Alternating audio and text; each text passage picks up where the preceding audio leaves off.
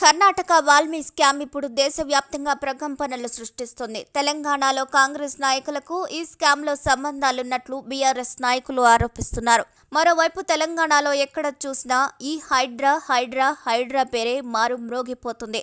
రెండు తెలుగు రాష్ట్రాల్లో టీవీ ఛానల్స్, పేపర్లు, సోషల్ మీడియాల్లో ఎక్కడ చూసినా హైడ్రా పేరే వినిపిస్తుంది.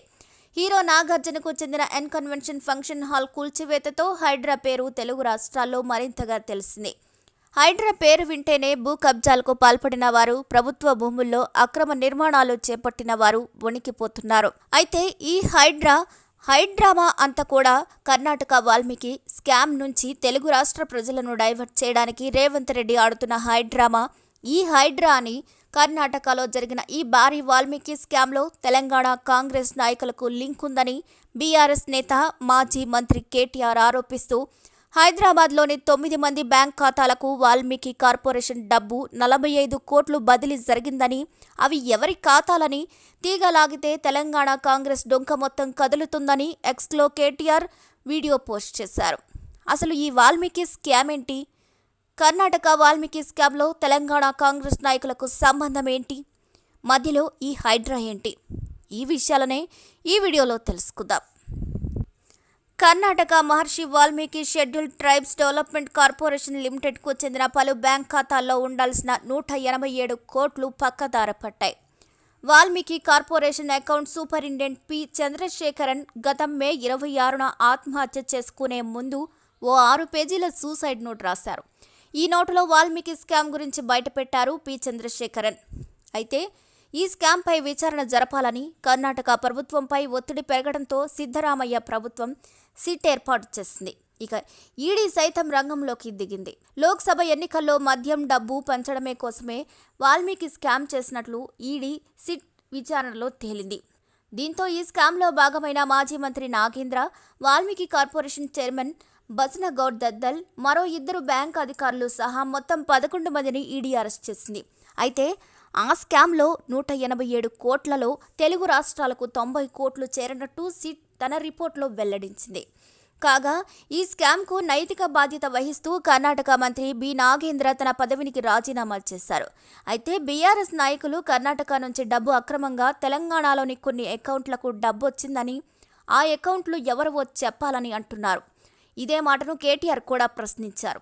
తీగలాగితే తెలంగాణ కాంగ్రెస్ డొంక మొత్తం కదిలిందని, పార్లమెంటు ఎన్నికల్లో తెలంగాణ కాంగ్రెస్ ఈ డబ్బులనే ఖర్చు చేసిందని కేటీఆర్ ఆరోపణలు చేస్తున్నారు. అంతేకాదు 4.5 కోట్లు ఓ బిజినెస్ కంపెనీకి నేరుగా ట్రాన్స్ఫర్ అయినట్లు ఆధారాలున్నాయని కేటీఆర్ ఆరోపించడం ఇప్పుడు సంచలనంగా మారింది. ఇలా తెలంగాణ కాంగ్రెస్ నాయకులకు కర్ణాటక వాల్మీకి స్కామ్లో సంబంధాలున్నట్లు కేటీఆర్ అంటున్నారు. అంతేకాదు తెలుగు రాష్ట్రాల్లో ఈ ఇష్యూని పెద్దది చేయకుండా ఉండడం కోసం హైడ్రామాను రేవంత్ రెడ్డి తెరపైకి తీసుకొచ్చారని కేటీఆర్, బీఆర్ఎస్ నేతలు అంటున్నారు. తెలంగాణలో ప్రభుత్వం హైడ్రా హవా నడుస్తుంది.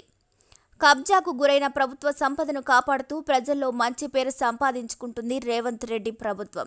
సో ఈ హైడ్రా సంస్థ వల్ల ప్రభుత్వంపై తెలంగాణ ప్రజల్లో పాజిటివిటీ పెరుగుతుంది. తాజాగా అక్కినేని నాగార్జున ఎన్ కన్వెన్షన్ తుమ్మిడిగుంట చెరువుని ఆక్రమించి నిర్మించారని ఎప్పటినుంచో ఆరోపణలున్నాయి. దీంతో మొత్తం 3 ఎకరాల 30 గుంటలు ఆక్రమించి ఎన్ కన్వెన్షన్ నిర్మించారని కంప్లైంట్ రావడంతో ఎఫ్టీఎల్ పరిధిలో నిర్మించిన ఎన్ కన్వెన్షన్ సెంటర్ను కూల్చివేయడంతో ఇప్పుడు 2 తెలుగు రాష్ట్రాల్లో హైడ్రా హవానే నడుస్తుంది.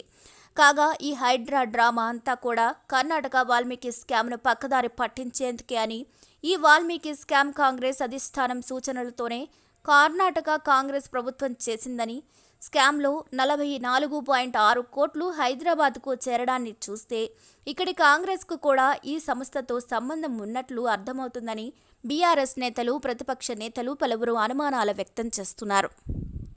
ఈ వాల్మీకి స్కామ్లో కర్ణాటక సీఎం సిద్ధరామయ్యకు నోటీసులు ఇచ్చినట్టే తెలంగాణ సీఎం రేవంత్కి కూడా రేపో మాపో నోటీసులు రావచ్చంటూ కర్ణాటక మంత్రి సతీష్ జార్కిహొళి చేసిన కామెంట్స్ ఇప్పుడు సంచలనంగా మారాయి.